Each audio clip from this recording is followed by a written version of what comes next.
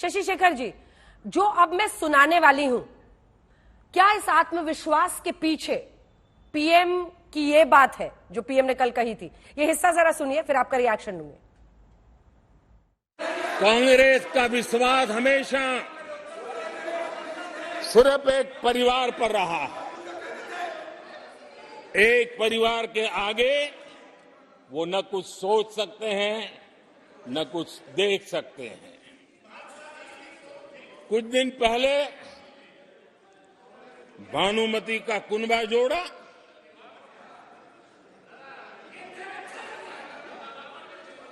लेकिन फिर एकला चलो रे करने लग गए। कांग्रेस के लोगों ने नया नया मोटर मैकेनिक का काम सीखा है और इसलिए अलाइनमेंट क्या होता है उसका ज्ञान तो हो गया होगा, लेकिन मैं देख रहा हूं अलायंस का ही अलाइनमेंट बिगड़ गया।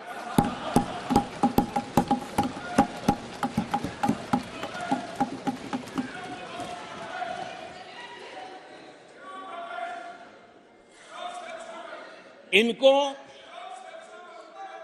अपने इस कुनबे में अगर एक दूसरे पर विश्वास नहीं है तो ये लोग देश पर विश्वास कैसे करेंगे?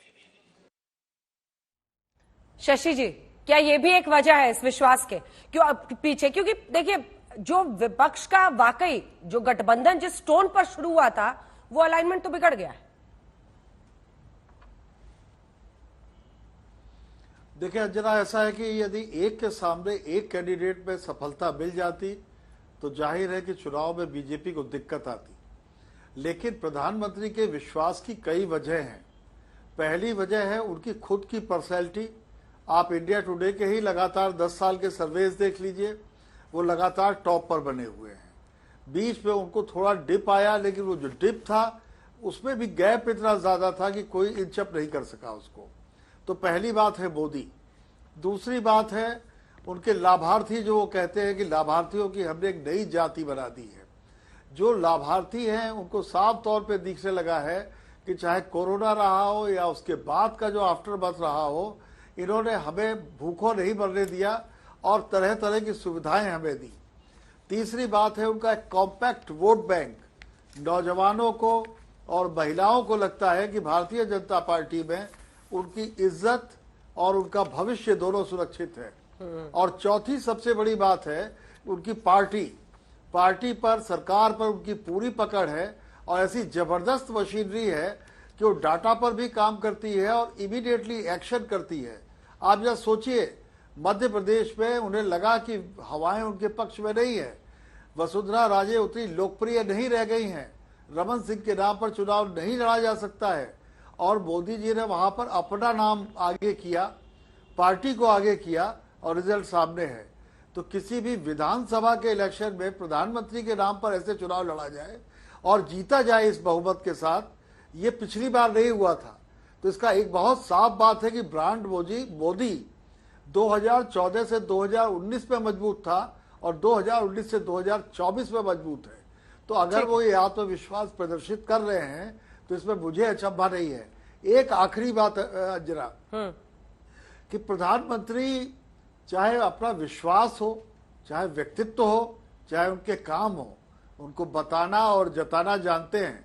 वो अपने मतदाताओं को सीधे संबोधित करते हैं। कल वो अपने कॉन्फिडेंस से ये बता रहे थे कि कहीं दिग्भ्रमित मत होइए, हम ही तीसरी बार आ रहे हैं। बोला तो पहले भी था, लेकिन कल ये बोलते हुए कि मुझे नंबरों पर यकीन नहीं है, फिर भी उन्होंने नंबर बोले ताकि एक लंबी लकीर ऐसी खींची जा सके कि जिसको जरा भी भ्रम हो और जो फैंसिटर हैं वो इधर उधर ना हो सके। अंजना, और इसीलिए उनकी लाइन भी है बीजेपी की, सपने नहीं हकीकत बुनते हैं तभी तो सब मोदी को चुनते हैं। लेकिन आप संदीप जी की बात पर रिस्पॉन्ड करना चाह रहे थे अजय आलोक जी। उन्होंने कहा कि लक्ष्य और इससे बड़ा होना चाहिए था। देखिए, संदीप जी की दो बातों का रिस्पॉन्ड करूंगा, लेकिन सबसे पहले एक बात बता दूं कि मोदी जी पे ये लाइन बहुत, और भारतीय जनता पार्टी पे ये लाइन सटी के बैठती है कि डर मुझे भी लगा फासला देखकर, डर मुझे भी लगा फासला देखकर, लेकिन मैं आगे बढ़ता गया रास्ता देखकर, धीरे धीरे नजदीक आती गई मेरी मंजिल मेरा हौसला देखकर। 2 सीटों से शुरू किया हुआ यह सफर 1984 में 2024 में 400 के लक्ष्य के पार पहुंचेगा। उसके पीछे कारण है। यहां हम सहानुभूति लहर की बात नहीं कर रहे संदीप जी, जो आपने कहा कि 404 और 413 का से ज्यादा बोलना चाहिए, मुझे आश्चर्य लगा। राजीव गांधी को जो सीटें मिली थी 403 और 413, वो कमर्श इंदिरा गांधी की हत्या के बाद उपजी हुई सहानुभूति की लहर थी। यहां सीटें मिल रही हैं परफॉर्मेंस के कारण, यहां सीटें मिल रही हैं एक नेता में देश का भरोसा के कारण। दोनों में जमीन आसमान का अंतर है। राजीव गांधी कोई ट्राइड एंड टेस्टेड नेता नहीं थे, Modi ji tried and tested नेता थे। अब मैं याद दिलाता हूं शशि जी की बातों को सुनकर मुझे एक बात और याद आई, और आपकी बात सुनकर 2019 का अंतिम मन की बात सुनिएगा, जो चुनाव के पहले अंतिम मन की बात थी। उस पर मोदी जी ने कहा था कि अब मैं आपसे 1.5-2 महीने बाद मिलूंगा मन की बात पे। उनको 19 में ही भरोसा था, और 19 में भी उन्होंने कहा था कि 1.5-2 महीने बाद मिलूंगा, और आज 24 में भी कह रहे हैं कि मैं 100-125 दिन की बात है, इतने सीटें आएंगी। सलमान सोच जी को कहता हूं, इकोनॉमिक इंडाइसिस पे बात कर रहे थे हम लोग से, क्या आप कह रहे थे कि देश में प्रति व्यक्ति इनकम, लोकसभा टीवी लगता है सांसद हटने के बाद थोड़ा सा राजनीति में कम इंटरेस्ट हो गया सलमान जी का। अगर निर्मला सीतारमण को कहते सुनते तो निर्मला सीतारमण जी ने पिछले ही सत्र में बताया था कि पर कैपिटा इनकम इस देश की 1,78,000 हो गई है, उसमें किसान भी इंक्लूडेड है। किसान कोई अलग जमात से तो आते नहीं है। जीडीपी की आप बात कर रहे थे, 1.8 ट्रिलियन आप हमें दे के गए थे 2014 में, आज लगभग 3.8 ट्रिलियन पहुंच चुका है। कल प्रधानमंत्री जी ने इंटरिम बजट की बात की थी, जिसमें कहा था कि आपके एफएम ने कहा कि भारत की इस विषम परिस्थिति और भारत की इस असीम जनसंख्या को देखते हुए मुझे बहुत फक्र होता है कि आज हम 11वें स्थान पे हैं। फक्र होता है कि 11वें स्थान पे, आज हम ऑलरेडी 5वें स्थान पे हैं, तो आपको तो फक्र हो नहीं रहा है। आप लोग कहते हैं ये तो अपने आप हो गया, और मोदी जी जब डंका ठोक के कहते हैं कि अगले कार्यकाल में मैं 3रे स्थान पे ले आऊंगा, ये मोदी की गारंटी है, तो आप उपहास उड़ाते हैं।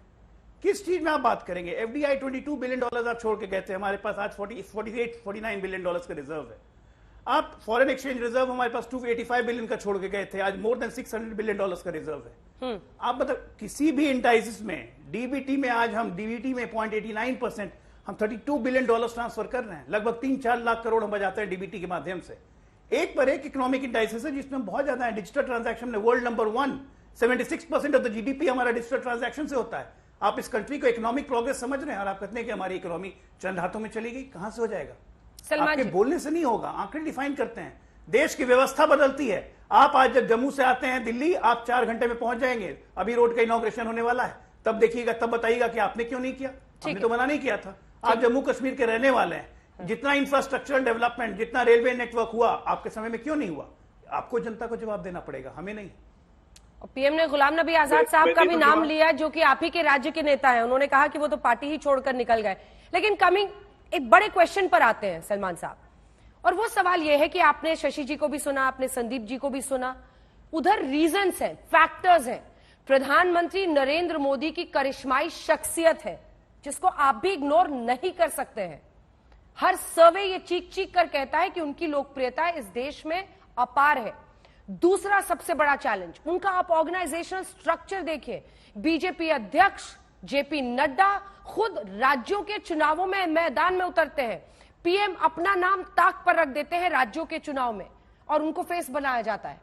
आप उसके बाद से देखिए कि प्रभारी अगर बीजेपी के खुद अध्यक्ष बने, गृह मंत्री अमित शाह बने राज्यों में, जिस लेवल पर वो काम करते हैं। दूसरी तरफ इधर आइए, अपने लाभार्थियों की भी बात, जो लाभार्थियों की भी बात शशि शेखर जी ने की, लाभार्थियों की भी वो चर्चा करते हैं। अब इधर आइए, इंडिया बड़े नोट पर स्टार्ट हुआ था, सीट शेयरिंग करेंगे, BJP versus 1 candidate of opposition. किस स्टेट में आपने सीट शेयरिंग कर ली अब तक? अब 100 दिन भी नहीं बचे हैं चुनाव में, और आप कहते हैं कि उनकी 150 भी नहीं सीटें आएंगी। तो आधार क्या है? मैं बताता हूं, लेकिन पहले मैं थोड़ा अजय भाई को थोड़ा सा जवाब दे दूं, क्योंकि जब इकोनॉमी पे डिस्कशन हो मैं जवाब न दूं अच्छा नहीं लगता। अगर निर्मला जी को भी आप साथ में कभी लाए मेरे सामने, तो मैं उनको भी यही बताऊंगा कि जो पर कैपिटा इनकम की ग्रोथ मैंने आपको बताई, 180% ग्रोथ और 58% ग्रोथ में आपको फर्क नहीं दिखता? आपको नहीं मैथमेटिक्स पता? 180% इज 3 times more than 60%। और बाय द वे, नहीं आप देखिए अजय जी, मैंने आपको बिल्कुल इंटरप्ट नहीं किया, आप भी मुझे इंटरप्ट ना करें। जब किसी की इनकम को दोगुना करना होता है, यानी कि आपको 100% ग्रोथ करनी होती, 100% मींस डबल। 58% 9 साल में 58% मींस हाफ ऑफ डबल। आप समझे? दूसरी बात, आपने एफडीआई की भी बात की, वो भी लोगों को बता दूं। आपने बहुत कहा 40 billion 50 billion as a share of the economy. क्या है? आपने यूपीए का रिकॉर्ड क्यों नहीं ब्रेक किया? नहीं किया, ये सच्चाई है। निर्मला जी क्या करेंगी इसमें आपका? मुझे ये बताइए, जॉब्स क्यों नहीं क्रिएट हो रहे? सबको पता होना चाहिए जॉब्स क्यों नहीं क्रिएट हो रहे। सबको पता है कि जॉब्स क्रिएट नहीं हो रहे क्योंकि इन्वेस्टमेंट नहीं है। इस टाइम में इन 9 सालों में, 10वें साल की बात नहीं कर रहा हूं, अभी तो उसका डेटा पूरा नहीं आया। इन 9 साल में आप लोगों का जो इन्वेस्टमेंट रेशियो है, investment as a share of economy, Manmohan Singh ji के टाइम का जो लोवेस्ट शेयर था, उसके मुकाबले में आपका एक भी साल नहीं है। ठीक है, नॉट 1 ईयर। इसलिए मेरे सवाल के जवाब पे आ जाइए जरा प्रभु। एक सेकंड, प्रभु, अब मेरे सवाल के जवाब पे भी आ जाइए। नहीं, उसी का जवाब सॉरी अंजना जी, आप ही का जवाब दूंगा मैं। अजय जी, आप किस आधार पे?